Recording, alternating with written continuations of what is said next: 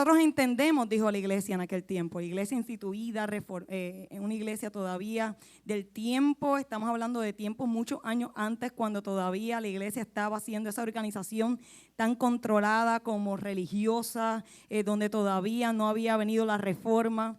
Y en ese momento este hombre dice, es que es imposible, porque cada vez que yo pinto, yo sé que Dios es el artista por excelencia y cada vez que yo pinto, sé que esa pintura tiene que tener un significado. Y la iglesia nuevamente le dijo, para nada, eso no tiene nada espiritual ni tiene nada religioso que contar. En todo caso, tendrías que ser o sacerdote o tendrías que ser pastor y tendrías que estudiar. Y este hombre decidió irse a estudiar. Venía de familia que eran pastores, algunos calvinistas, y se va a estudiar. Se preparó como pastor, comenzó a predicar, comenzó a hacer también misiones, pero en su tiempo libre no lo podía evitar. Su mano siempre iba más rápido que el cerebro y el corazón y seguía pintando en su tiempo libre. Y un día la iglesia lo detuvo y le dijo, basta ya. Tú para predicar tu mensaje no eres la persona para predicar. Pero tampoco entendemos que las artes no tienen ninguna compatibilidad con la fe, ni con nada espiritual. En ese momento, Vincent Van Gogh fue eliminado y expulsado de la iglesia. Tiempo después, Vincent Van Gogh hoy es conocido como uno de los pintores más reconocidos de la historia. Conocemos de su pintura, La oreja de Van Gogh, La noche estrellada de Starry Night, donde aparecía esa noche que en la oscuridad se podían ver las estrellas, y la capilla donde también sus padres, él pastoreó y estuvo a cargo. El mundo ganó un pintor, pero la iglesia perdió un hombre que le sirviera a Dios y les pintara al Señor. Muchas veces como iglesia, cuando estamos cerrados a los cambios, no a abandonar el mensaje lo conservamos, ¿verdad? El mensaje y la palabra la mantenemos. Compra la verdad y no la vendas. Pero el tiempo va cambiando, los métodos van cambiando. Luego de la pandemia el mundo ha cambiado, todos lo hemos notado. Algunos encuentran que para bien, otros encuentran que en otras cosas para mal. Pero en toda manera, cuando nosotros estamos reacios a los cambios, cuando estamos con la mente cejada, no podemos ver cuando Dios nos presenta a alguien a nuestro lado con dones y talentos como Vincent Van Gogh. Sin embargo, por otro lado, hubo otro hombre que se hizo una pregunta, y esto fue para el 1500. Y esta pregunta la hizo, ¿por qué la Biblia tiene que estar en manos de los sacerdotes y los curas? ¿Por qué no podemos tener acceso a la palabra? Esto fue en la Edad Media, aproximadamente. No podemos tener acceso a la palabra como todos los demás. ¿Por qué hay tanta confusión entre el cielo y el infierno y gente pasando, sufriendo? Tienen los pobres, ¿por qué tienen gente en los purgatorios? ¿Por qué están haciendo tanto monopolio desde la iglesia? Y este hombre decidió escribir puntos para discutir. Decidió decir, yo quiero dialogar, no quiero crear una rebelión contra la iglesia. Pero yo creo que cada persona, si solamente una persona interpreta también la palabra, iremos al caos. Porque cada cual también Dios le puede hablar de muchas maneras. Y este hombre un día fue a la puerta de la iglesia católica y allí pegó las 95 tesis Martín Lutero. Martín Lutero pegó esas 95 tesis, un discurso con diferentes preguntas. Esta también se la hizo llegar a los que estaban a cargo en ese momento. Y cuando se enteran, Martín Lutero tuvo que pasar procesos frente a la iglesia, que en aquel tiempo era gobierno también. Y cuando va, le dicen, Martín Lutero, ¿usted persiste en lo que ha dicho o usted se retracta? Y fue muy difícil, muy intimidante encontrarse con toda esa religiosidad de frente. Saber que podías perder tu vida por defender la buena causa. Y Martín Lutero tuvo que pararse allí de frente y contestar la pregunta. Y no encontraba tampoco cómo contestarla. Y en ese momento dijo estas palabras: a menos que me convenza por el testimonio de las Escrituras o por la razón diáfana, por claridad, porque no confío ni en el Papa ni en los concilios por sí solos, porque es bien sabido que a menudo se han equivocado o contradicho. Estoy comprometido por las escrituras que he citado y mi conciencia es cautiva de la palabra de Dios. No puedo retractarme, ni voy a hacerlo de nada, porque no es ni estoy, porque no es ni seguro ni correcto ni ir en contra de la conciencia. Yo no puedo hacerlo de otro modo. Y aquí estoy. Que Dios me ayude. En ese momento Martín Lutero se paró firme, ya había sido excomulgado y ahora quedó sentenciado como un delincuente. Y no nada más Martín Lutero, cualquier persona que se acercara a apoyar, a ayudar a Martín Lutero iba a quedar sentenciado también a muerte sin consecuencia. A todo esto un día se encapuchan, un día lo confunden, se lo llevan preso y Martín Lutero tenía una idea por la cual en todo se entró en este lío, y es que su idea era que llevaran la Biblia del latín al alemán, que ese era su idioma. Y la iglesia le dijo, imposible, eso es una locura lo que estás diciendo. Nunca la Biblia va a ser traducida a otro idioma. Pero estando preso, allí encerrado en su oscuridad, él comenzó a traducir la Biblia del latín al alemán, el Nuevo Testamento. La historia cambió. John Wycliffe, gente como John Wycliffe, que tenían imprentas no las tan modernizadas, comenzaron a distribuir. Personas también que estaban en influencias políticas, campesinos, personas esclavizadas, comenzaron a darse cuenta que la palabra de Dios estaba siendo distorsionada por la misma iglesia. Y todos conocemos hoy lo que es la Reforma. Todos conocemos hoy lo que es el luteranismo. Y de ahí un hombre, uno que tenía pinceles en su mano, que la mano iba más rápido que el cerebro y el corazón, y otro que tenía un arte también para la literatura, para escribir y para pararse firme a defender la causa del evangelio. Dos hombres, un mismo corazón, defender al Señor, expresarlo de diferentes maneras. La Biblia dice que Dios habla mucho y de diferentes maneras. ¿De qué manera será que nosotros tendremos que expresarnos al Señor? ¿Quién es la iglesia para yo decirte a ti cómo es que tú puedes bajar a Dios? ¿Cómo es la manera en que yo voy a tener mi relación con Dios? Porque cada uno de nosotros sabemos la manera, nuestra intimidad, quizás alguno en una canción, quizás alguien haciendo un dibujo, quizás dicen, no, fíjate, yo para arte, para nada, pero me gusta, me identifico cuando escucho una canción, o me identifico cuando leo la palabra, me identifico cuando puedo ver un niño sonreír, me identifico en un abrazo, me identifico en diferentes maneras. Todos estos hombres y muchos más, los discípulos y aún Jesucristo, dieron su vida por causa de un llamado mayor.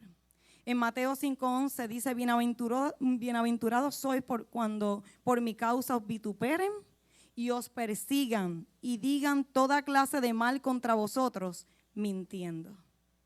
Ser creyente no es nada más un estilo de vida cómodo, donde vengo a la iglesia, salgo y el que quiera buscar de Dios que busque.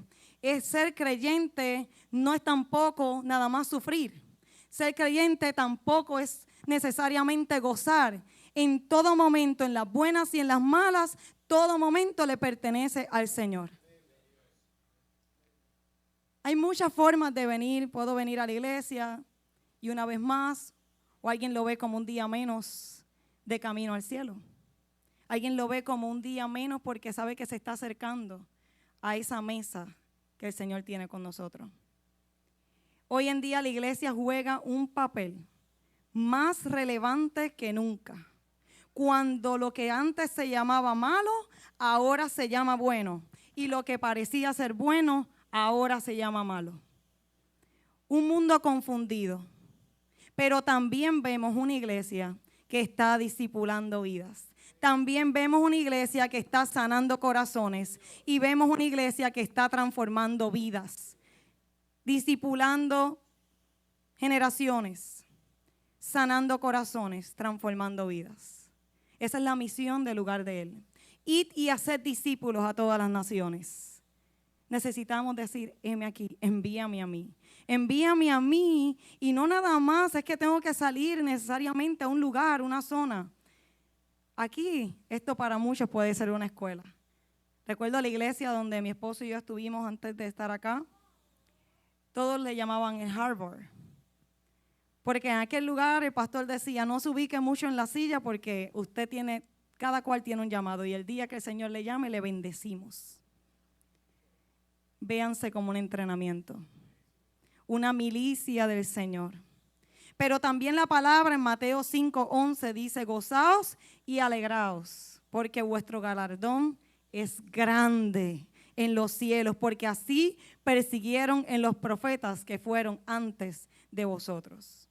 Resumiendo esta serie de expedición, vimos 7 montañas de influencia en nuestra sociedad, o 7 esferas de influencia. La familia como el lugar donde la bendición o la maldición es traspasada a la siguiente generación.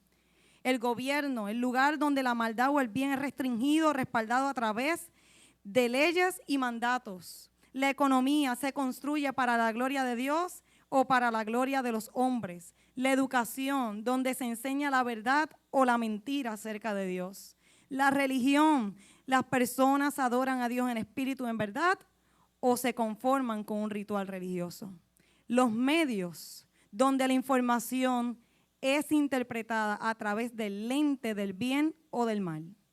Y los artes, donde los valores o virtudes son celebrados o distorsionados. Inclina tu rostro ahí conmigo, vamos a orar. Gracias, Señor, te doy en esta mañana por tener la oportunidad de predicar tu palabra, tu mensaje, Señor. Tu palabra es vida, Señor. Tu palabra es vida, Dios. Tu palabra es medicina. Tu palabra, Señor, es libertad. Oh, gracias, Señor, porque tu Espíritu Santo ministra cada corazón, cada vida. Porque eres tú, Señor, quien pones y revelas la palabra a través de tu Espíritu Santo en mis ojos y en mis labios. Dirígeme junto con esta congregación, con cualquier oído que esté presente aquí o en las redes. Y que sea este mensaje, Señor, uno memorable y uno que traiga transformación y traiga dirección al cuerpo de Cristo. Y aquellos, Señor, que desean también comenzar a tener una relación contigo. En el nombre de Jesús, amén. Amén. Hoy en día mencionamos los artes y los medios. Son las últimas 2 esferas de la sociedad que nos quedan pendientes. Quiero comenzar específicamente con los medios, porque los medios de comunicación, pues hoy en día hay personas que dicen, yo ni veo televisión, yo ni prendo, yo no quiero ni ver nada. Y en cierta manera también está claro que la fe viene por el oír y por el oír por la palabra de Dios, pero también cuando nosotros comenzamos a cerrarnos y comenzamos a decir, es que no quiero nada, no quiero ver noticias, no quiero ver nada, ni televisor tengo en mi casa, no quiero ver nada, no quiero nada, no quiero tampoco nada con el internet, no quiero nada que ver. Estamos también tomando una posición de silencio y una posición de no hacer nada. Y hacer nada también es hacer algo. Escúchalo bien, hacer nada también es hacer algo. Cuando no hacemos nada porque decimos, no, porque eso es del diablo, pues entonces comenzamos a soltar nuestra influencia. Comenzamos a dejar que nuestros hijos entren en sus pantallas de tablet, de celular y comiencen a ver lo que el mundo les tiene para ofrecer. Comenzamos a ir al cine y ahora nos quejamos porque todo lo que ocurre y lo que vemos, lo que tienen para ofrecer, está todo dañado. Está todo influenciado, está todo manipulado por los medios para un uso comercial o para un uso de ideología, para comenzar a cambiar aquello que es lo que es bueno y verdadero. Muchas cosas han sido distorsionadas. La sexualidad ha sido distorsionada. Se han dado cuenta los medios que se vende mejor un paquete si lo hacen con una mujer sin ropa o con un poquito de ropa. Eso vende más. Entonces hemos visto cómo se ha ido alterando y distorsionando y la iglesia sigue yendo hacia atrás. Sin embargo, cada pantalla hoy, si enciendes en tu casa, posiblemente voy a su casa y veo la pantalla de Tony, tiene algo en particular. Alguien puede ser que todavía dice, yo todavía tengo la antena y la televisión lineal y me quedo así. Esa televisión lineal tenemos hoy aquí en la iglesia Hoy no está en medio de nosotros a Luis Cordero, que trabaja en Telemundo. Y algo que le preguntaba a Luis, ¿qué está cambiando? Luis, saludos. Está cambiando la televisión lineal. El reto, llegó el internet, la conectividad. Las personas hoy en sus pantallas eligen, yo quiero tal aplicación, yo quiero ver esto, yo quiero ver lo otro. Ya no es nada más el cable, como decían. Ahora es que cada cual ve en una casa y una película. Ya no es lo que pasa. Alguien se acuerda, por lo menos yo, que todavía tenemos la combinación, nuestros padres generación X, que era a la hora, ¿cómo se llamaba el muñequito? Burbujita, las canciones que pusieran, lo que saliera en el momento, eso es lo que había que ver. Ahora vemos los niños, yo no quiero ver eso, a mí no me gusta. Pero antes teníamos el televisor y lo que se transmitía era lo que se daba. Aburrido o no aburrido, era lo que estaba. Era hora de noticias, se paralizaba la casa por las noticias. Si había huracán, ni se diga, que eso era siguiendo la tormenta cada cierto tiempo. Para conectarse al internet, la conectividad del internet. Para que fuéramos hoy, tuviéramos medios, desde los tiempos de antes, los medios comenzaron hasta con señales de humo, con sonidos. Comenzaron luego a descubrir que podían escribir o hacer dibujos en cuevas. Ahí comenzaron las artes, hasta que luego descubren la escritura. Luego de la escritura, ¡wow! ¡Qué tremendo descubrimiento! Podemos entonces llevarlo a imprenta, y de imprenta ahora salieron los periódicos. ¿Quién recibía un periódico todos los días en su mañana? Los otros días cuando fuimos a Puerto Rico era tarde y el vuelo salía tarde y de momento va un carro bien rápido y nos asustamos porque estábamos montando todo y era un hombre tirando el periódico. Yo, wow, ¿desde cuándo yo no veía eso? El periódico. Las revistas, continuó llegando al mundo. Luego de lo que fue la imprenta, llegó la conectividad, llegaron la radio, la estación única de radio. Pero ahora la radio no es nada más local, la radio también es por streaming, también hay app, está Spotify como lugar de él, que tiene su propia estación también. Y cada cual es selectivo, alguien está enchufado ahí, pero no sabemos qué está escuchando. ¿Dónde estamos nosotros? Si estamos callados, si estamos silenciados, el mundo no va a poder escucharnos. Necesitamos hacernos sentir. Necesitamos salir a expedición. Necesitamos hablar.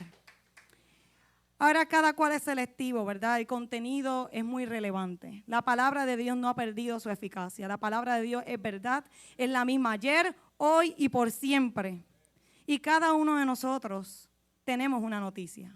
¿Cuál es la noticia? Es un Cristo resucitado.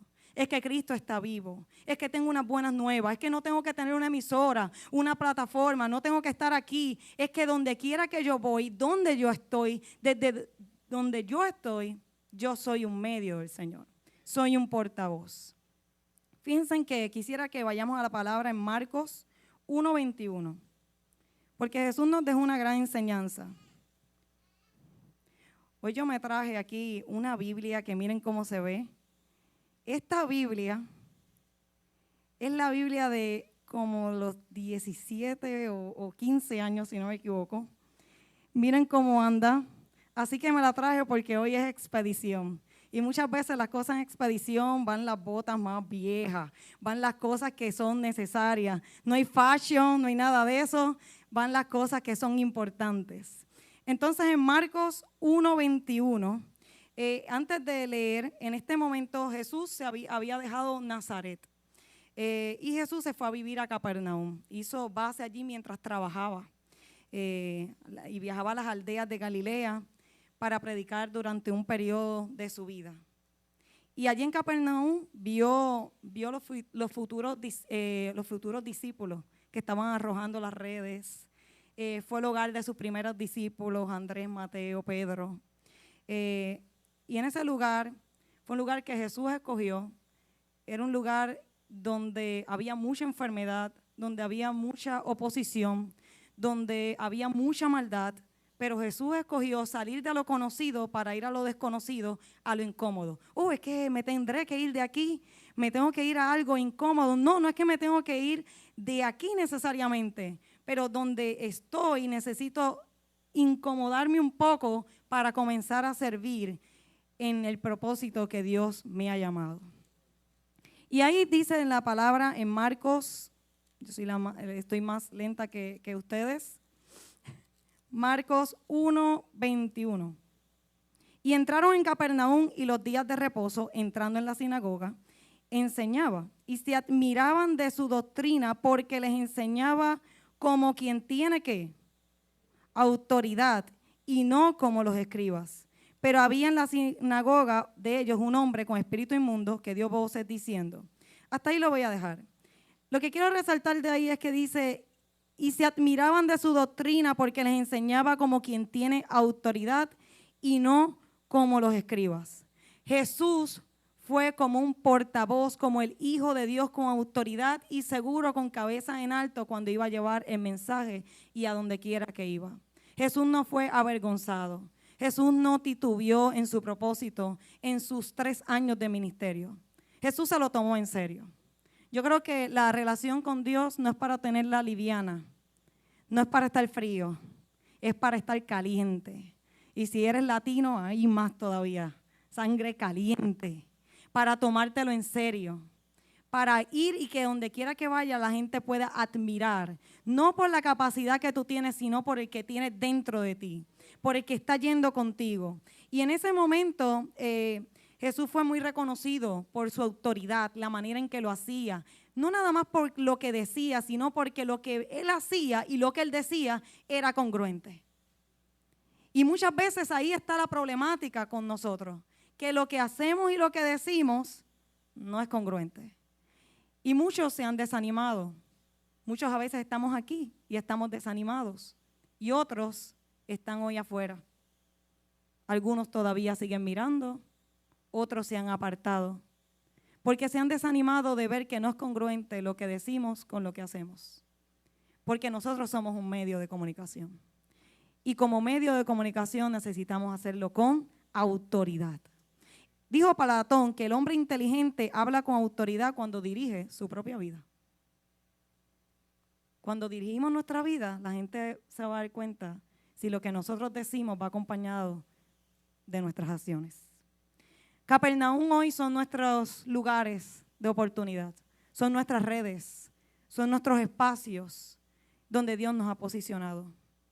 Allí hizo milagros, allí curó un hombre que estaba poseído, allí también curó la suegra de Pedro, para aquellos que con la suegra la curó también, curó también un sirviente del centurión romano y curó también un hombre paralizado. Allí hubo milagros. Pero sin embargo, cuando hice la introducción de este mensaje, vamos otra vez a recordar, y si no estuviste, piensa por un momento la historia de Noé. Dice que Dios vio la maldad que había entre los hombres y que los pensamientos de ellos eran de continuo solamente el mal. Y cuando Dios vio eso, le dolió en su corazón y se arrepintió de haber creado al hombre. Pero vio a uno que fue perfecto en sus generaciones y fue Noé.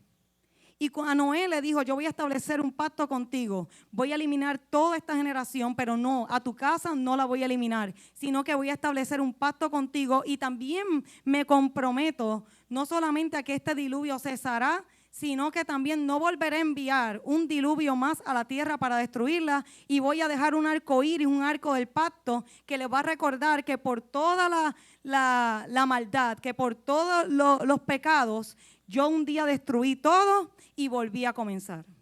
Sin embargo, Jesús va a Capernaum, allí hace muchos milagros, deja su lugar y empieza a sanar personas, a liberar personas, pero en Mateo 11:23 le dijo estas palabras a Capernaum, le dijo, y tú Capernaum, que eres levantada hasta el cielo, hasta el Hades, serás abatida. O sea, lo mismo en el mismo lugar donde Dios allí hizo milagros, donde tanta gente podía ver su mano obrando, en ese mismo lugar le dijo que iba a ser abatida porque se olvidaron de Dios. Porque comenzamos a pensar que lo que tenemos es por nuestro esfuerzo y nos olvidamos que ha sido por la mano del Señor. Así que nunca nos acostumbremos. Nunca te adaptes a, sí, estoy bien, hoy estoy en salud, hoy tengo las cosas, hoy tengo la iglesia, hoy tengo el ministerio, hoy tengo mi familia. Nunca nadie sabe. agradezcamos por lo que tenemos y no por lo que no hayamos hecho, lo que no hayamos tenido. Y le dijo a Capernaum, porque si en Sodoma se hubieran hecho los milagros que han sido hechos, en ti habría permanecido hasta el día de hoy. Qué fuerte que nos adaptemos y que olvidemos lo que la poderosa mano de Dios ha hecho. Mi pregunta es, hoy, ¿chocan también las artes? No solamente los medios, ¿chocan las artes con la Biblia? Porque hoy estoy uniendo los dos. Y alguien se pregunta, no, es que a Vincent Van Gogh le dijeron que eso no tenía nada que ver, eso de estar pintando, ¿qué podía él expresar? Si vamos a Génesis 1:31, por favor, Génesis 1:31.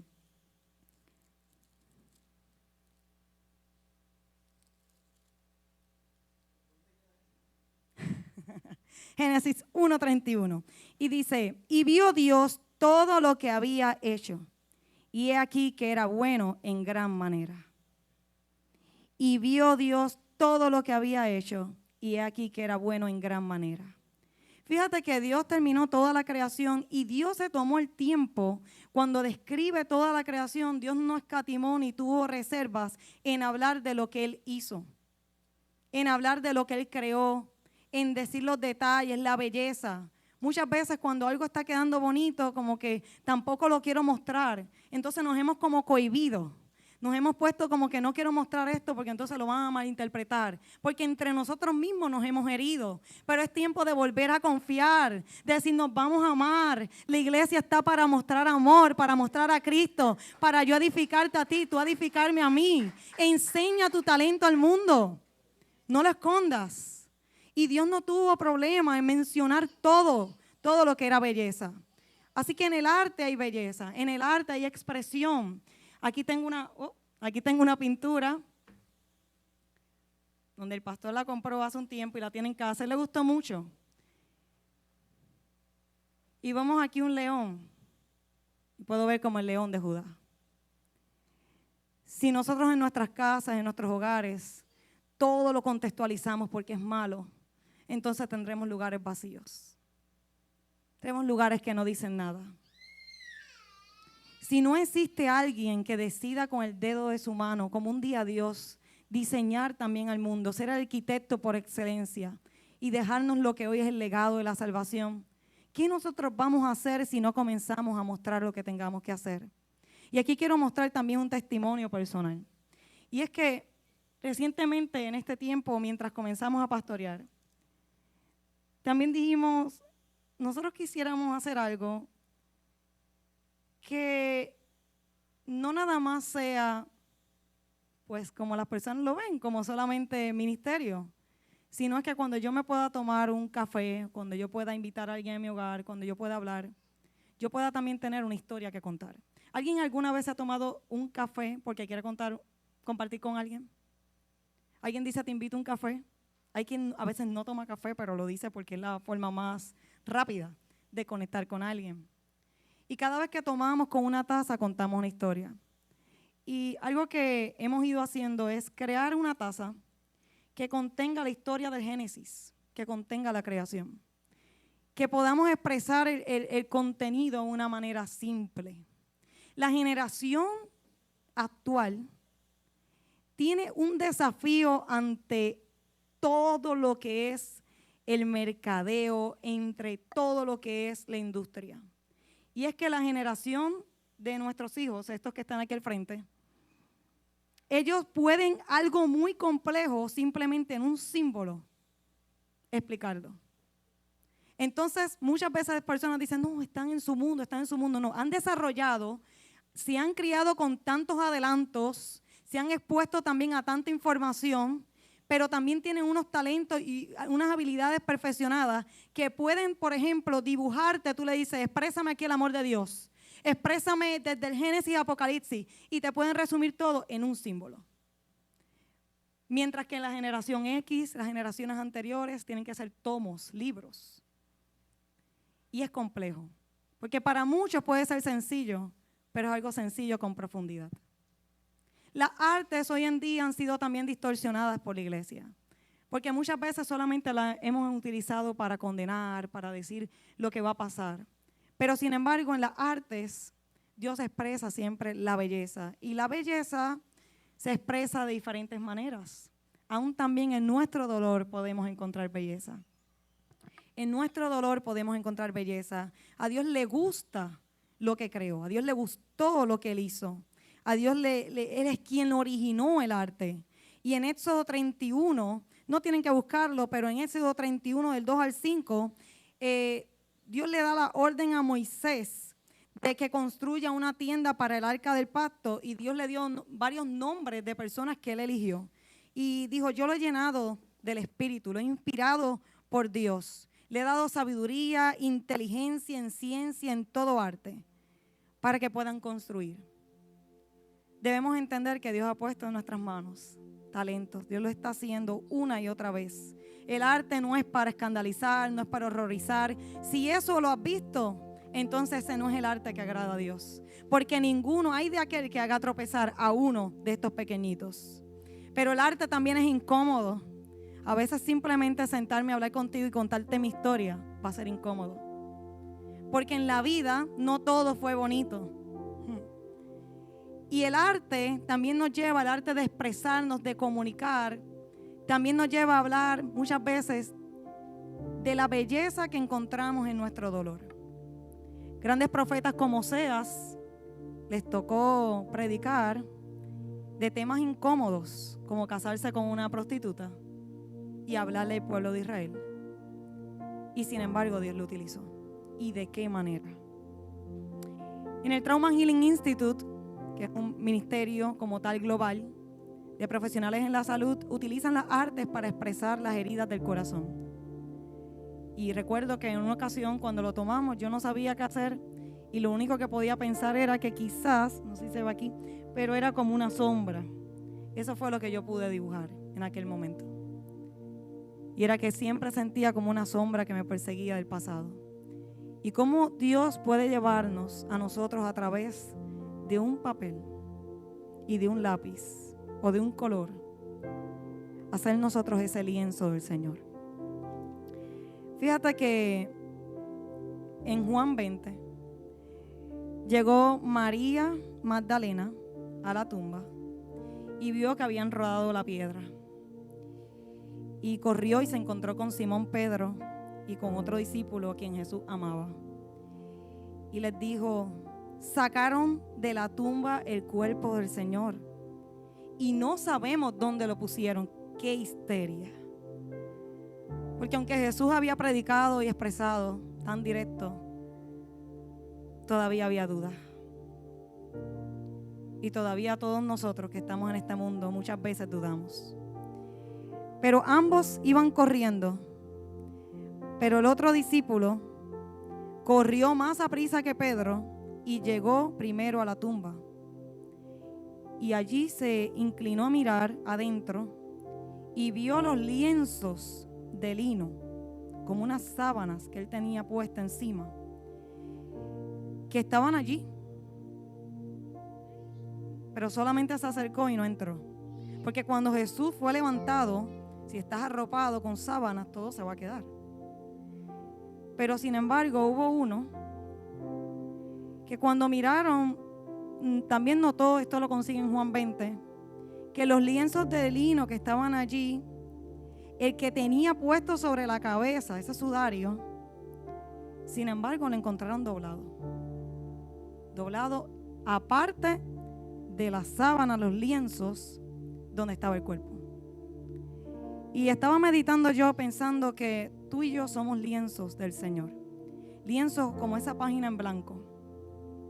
Como ese lugar en blanco donde el Señor dice en ellos que hechura suya somos. ¿Por qué esa sábana, por qué ese lienzo estaba doblado y los otros no?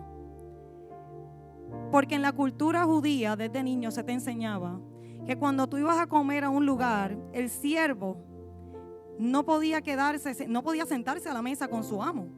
Así que mientras él comía, tenían un lenguaje y una disciplina, y era que se iba a quedar cerca mientras su amo comía, y cuando su amo comía, iba en algún momento a limpiarse la barba, los dedos, todas las manos, y iba a estrujar ese paño, ese lienzo que tenía, y lo iba a dejar estrujado, y eso significaría terminé.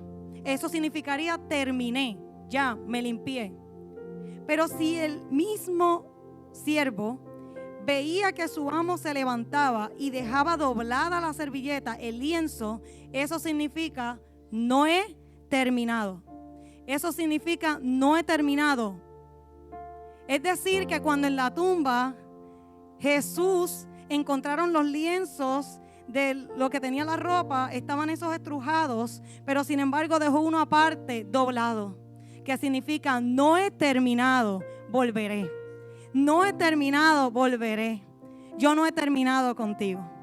Yo soy el arquitecto, yo soy aquel que estoy dibujando en ti a la perfección cada debilidad. Yo quiero terminar la obra maestra contigo.